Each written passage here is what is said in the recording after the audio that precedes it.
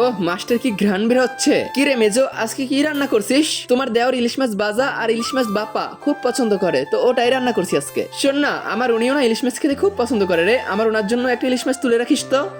কত শখ, তোমাদের তো ইলিশ মাছের কাটা খাওয়ারও যোগ্যতা নাই।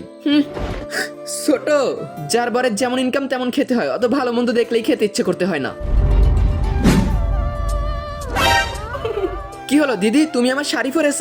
দেখ না ছোট, তোর আলমারি থেকে এই শাড়িটা পেয়েছি, অনেক সুন্দর মানিয়েছে না আমাকে, এটা পরেই আজকে আমি ঘুরতে যাব। এত বড় সাহস তোমার, এসব কি কথা বলতাছিস ছোট? আমরা আমরা দুইজন বোনের মতো।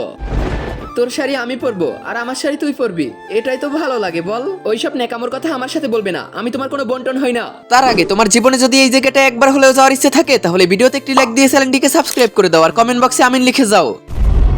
শাড়িটাকে দাও, দাও আমার শাড়ি আমাকে দাও। ছোট কি করছিস? না দাও বলছি, আমার শাড়ি আমাকে দাও।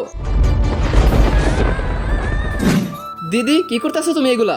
দেখ না ছোট, চন্টু মুন্টু শরীরটা না অনেক খারাপ করেছে, তাই একটু দুধ হরলিক্স খাবে বললো। আর তোর ছেলের জন্য দুধ হরলিক্স এনে রেখেছে না, তাই একটু গোলাচ্ছি আমি ওখান থেকে। তোমার ছেলে তো দেখছি ভালোই লোভা হয়েছে, যাদের নুন আনতে পান্তা ফুরায় তাদের আবার হরলিক্স খেতে ইচ্ছে করছে নাকি? দাও আমাকে। ছোট কি বলতাছিস তুই এগুলা?